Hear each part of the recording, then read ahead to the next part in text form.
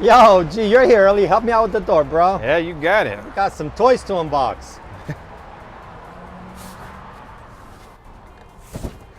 Hey guys, you're watching the Best Damn Comics Show episode 34, and I hope you guys are enjoying these unboxing videos. But we walked in today and Cat got a new shipment. Caliban, X-Men Wave, Caliban Build-A-Figure. I kind of gave up on toys. I want to collect toys again, but I just don't know what because there's so much. There's way so many lines. I've heard rumors that Hasbro's gonna come out with a Marvel Legends G.I. Joe line. If Hasbro comes out with a 6-inch Marvel Legends style G.I. Joe line, I'm probably getting divorced. Well, so, you better start figuring out your living situation. Who's gonna get yourself a good attorney? Yeah. See who, make sure maybe G's got you on. Yeah, I'm getting booted out of the house, basically.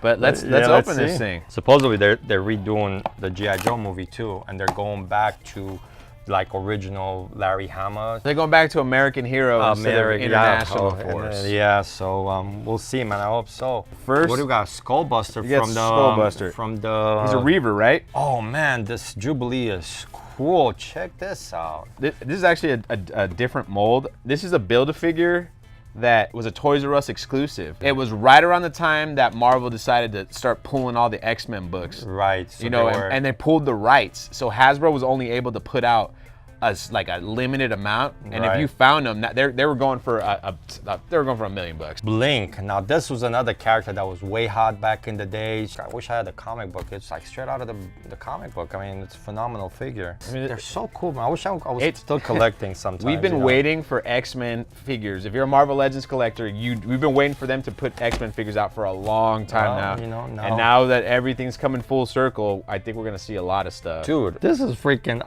I'm about to start collecting figures again. So this is actually the second Forge ever made, Marvel Legend. The first one was a 2-pack with Wolverine. It was a terrible figure, but it was the only Forge you could get. The only thing I don't like about it is the cowboy boots. But that I know it's part of the character. Cowboy. He's Apache. Right. I know. He's Apache, so he's an Indian.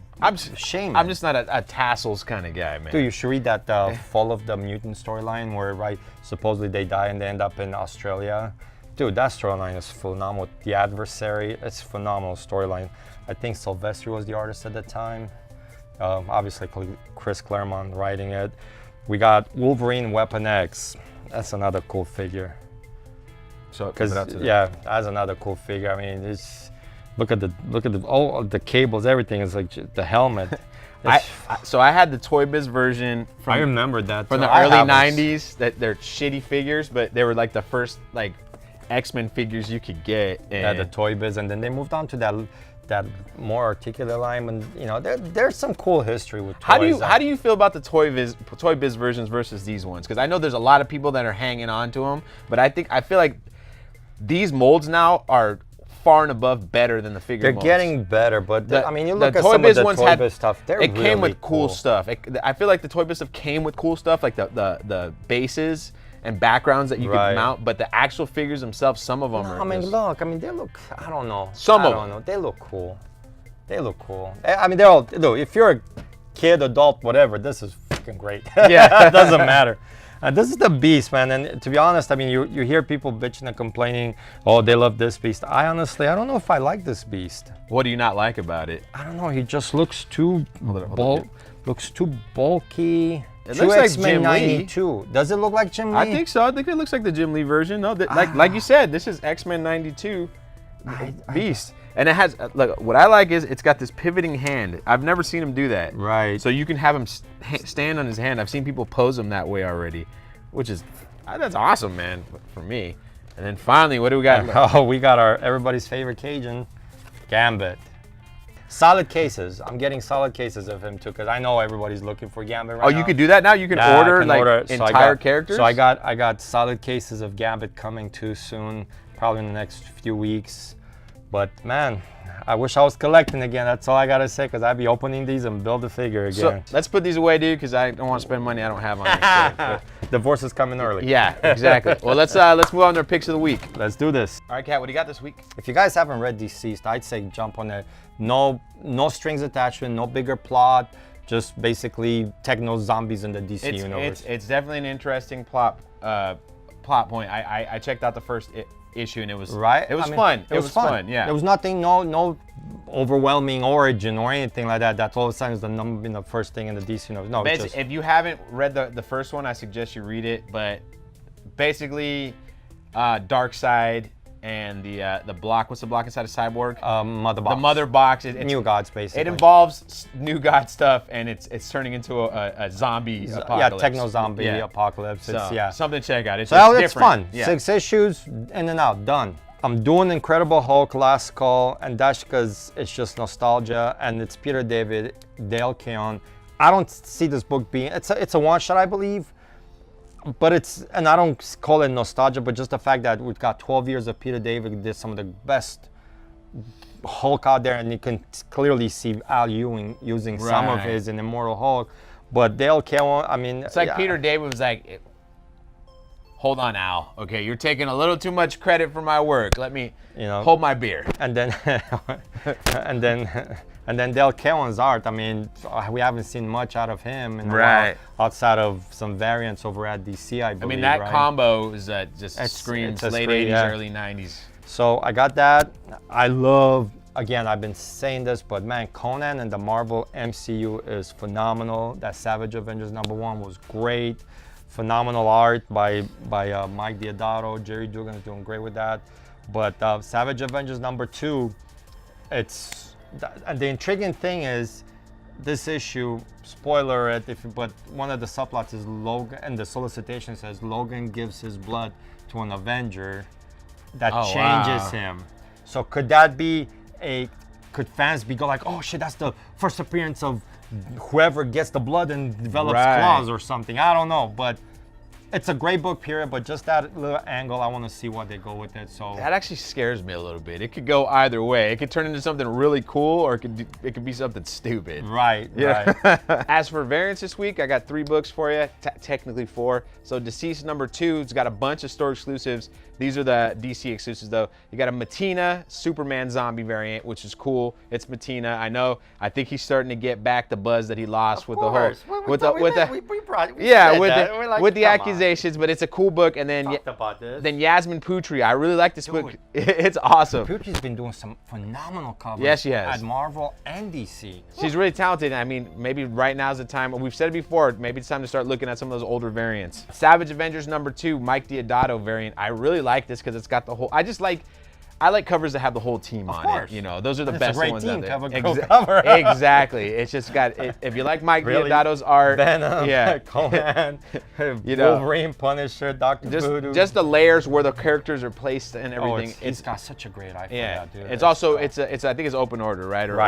Or qualifying. So, right. No, I think it's open order. Yeah. So it's not incentive, but there is one incentive this week. It's War of the Realms #5. It's a Victor Hugo variant. The reason why I picked this one is, I've said it before, the Victor Hugo covers have been doing pretty well in the secondary market. And 2, Spider-Man's got Asgardian armor on the cover. He's got the helmet that allows him to talk to horses. Okay. That was a great read, by the way. Again, interjecting. Water Realms, Spider-Man's book, his book. Right. Oh, it's great stuff. So there you go. I feel like when they give away stuff like that, it means something. It makes the book a little more important. And it's a cool looking cover. I actually like this cover more than the other ones that he's put out. He's done good stuff. Yeah. So that's it for Picks of the Week. All right. Well, let's talk some shop. Definitely. Last week I dropped a bomb on you during the picks. You had no idea. Yeah. No. So we didn't really get into it. But Tom King is done with Batman at issue 85. He's not going to get to complete his 100-issue arc. Well, I mean, look, it's a surprising maybe. Does it? No, because he was dragging. Sales were down. I mean, the word is that sales were down. But yeah, sales were down. Right. You know, I mean, which is like unheard of for Batman. For Batman, I mean, you know, consider what the numbers are now. They're not that great to begin with, and then your sales drop on Batman, which is almost your flagship title. It's like, you know, I heard there was a lot of like conflict between him and editorial, this, that, you know, so. They're giving him his own book, Batman Catwoman, to where he's going to continue. So 85 stops, he jumps into Batman Catwoman #1, so the story's going to go. So they're going to let him finish. They're going to let him do what he wants to do, but it's going to be as long as he stays at DC, I guess we're going to have a Batman Catwoman, depending how successful the title is, if he leaves, maybe they'll put somebody else in there, you know. Right. Because it's all extra numbers at that point. I mean, you got Batman fans, you got Catwoman fans, you got fans of both of them. It's, you know, you got a Batman Superman book. Why not a Batman Catwoman book? Absolutely. You know, absolutely. Throw some variants in. Good to go. What's the term we used for the Joker trailer? It's a cash grab. It's a cash grab. You know? But it's easy. It's an easy cash grab. But talking about Batman, I mean, everybody's more upset over Robert Pattinson being Batman than anything else. You know, the jokes I see online is just the rumor started coming out about 2-3 weeks ago. Actually, Daniel sent me a link before. We didn't really talk about it on the show. Now it looks like it's official. I never got your thoughts, like how you felt about him being when I heard Bruce Wayne, but we'll get into the other part of that. But how, when you heard that he might be Bruce Wayne, how did you feel? Dude, you know me, man. I've been out of the DC franchises, you know, with Ben Affleck and all this. You know, as excited as I was for Christian Bale to be Batman, I was like, they're missing the boat on this character. I have not seen a Batman movie, period. People think I'm crazy. Yeah, fine, I'm crazy. But dude, I have not seen a Batman movie outside of maybe Michael Keaton back in the day. You know, you know, just they're missing the boat on this character. It's like I don't get it. I really don't understand. So when they put on Patterson, I'm like, okay, here we go. Might as well just start throwing dirt on top of him. You know? Affleck killed it, you know. Okay, Patterson. Oh, actually, you know, he might come back as a vampire. Who knows? They might be doing red blood. I don't know, but I'm like, whatever. My reservations about the guy is he's not a manly dude. And people are like, he's not a Bruce Wayne. People are like, well, what about Michael Keaton? I was like, you know what? Michael Keaton back then, people weren't happy about it. It was different. It was a different era. And he never played. He wasn't he was a comedian. Yeah. I think people were more upset that Michael Keaton was a comedian. Who directed the movie? It was Tim Burton. Tim Burton. I mean, really, Nightmare Before Christmas. I mean, Tim Burton's not gonna do a serious, you know, and especially at the time, nobody was treating comic books properties as a serious moneymaker. Right. Nobody. So they gave him because he just came off of what? Nightmare Before Christmas? Was Tim Burton? No, I think that came out after that. But how did he? I think it was Pee-wee's Big Adventure. Was it? That was it. So because it came out 86, 87. Yeah. So they gave him a shot. Tim Burton was a huge name at the time. You know, and then you had Jack Nicholson. Jack Nicholson, not the golfer. Jack Nicholson. Yeah, Jack Nicholson as Joker, bro. I mean, he fucking killed that movie. You know, he killed that role. You know, I mean, everything about that movie was the perfect storm. You know, to be put out at that period. Right. Does it hold water now?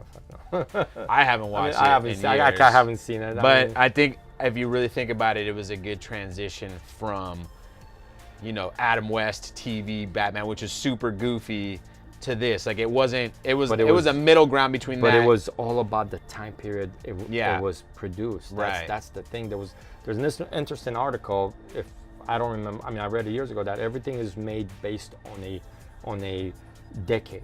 So each represents something, you know, some decade of publishing. So Batman, you know, was that. So maybe the Tim Burton stuff wasn't necessarily the more serious stuff. It was more like the absurd stuff that they used to do. You know what I mean? And because as it progressed, you know, as the society got darker and darker, I mean, shit, you know, the last Nolan 3 movies, people, you know, especially Dark Knight Returns, I mean, the Joker movie is great. I mean, it's insane.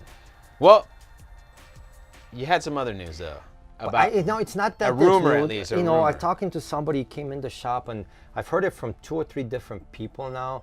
But what if Patterson is not playing Bruce Wayne? What if he's playing Terry McGinnis? Because they didn't say he's playing Bruce Wayne. All the announcement was that he's playing Batman. Right. He's a Batman Beyond. Because if he plays Batman Beyond, then that might work. Yeah.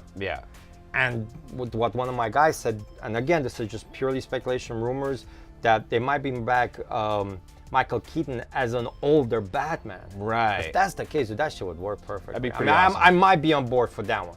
If they give me Batman Beyond with Patterson, because Terry is kind of whiny. I mean, you know, he is. I mean, he's a young kid, you know, whatever, rebellious, future and all this. Well, how does that work though with Robert Pattinson? Because that dude's in his mid-30s, though. He's almost 40 years old. Like you do an older Terry McGinnis. I don't know. Like he's been doing it for a while, I guess. Yeah, you know, you play. You don't play in a. I don't think you do.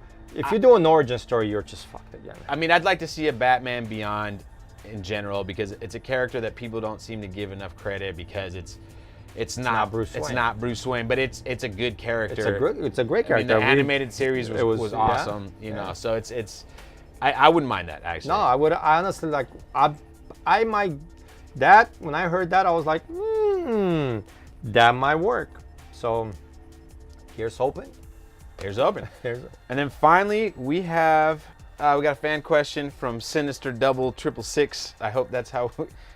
He's a big contributor on our other YouTube channel. Who would win in a fight between the Hulk and the Thing, Mr. Ben Grimm?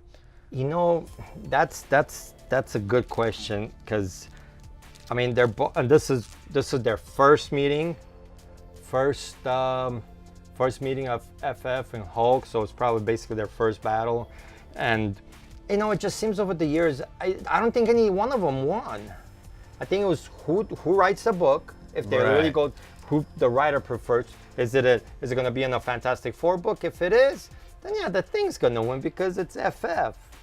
If it's in the Hulk book, well, obviously the Hulk's going to win. But it was that gratuitous.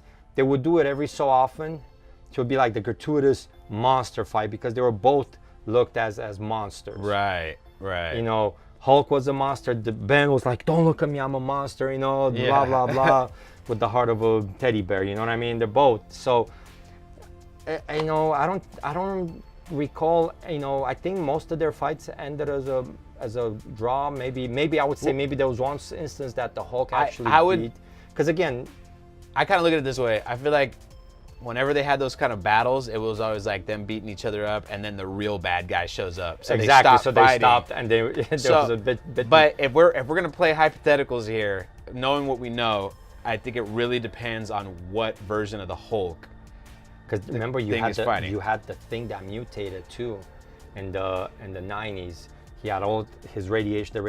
It became spiky and everything, so he's a little bit more powerful. Right. You know what I mean? So they played the same angle, but again with the Hulk, you know, the whole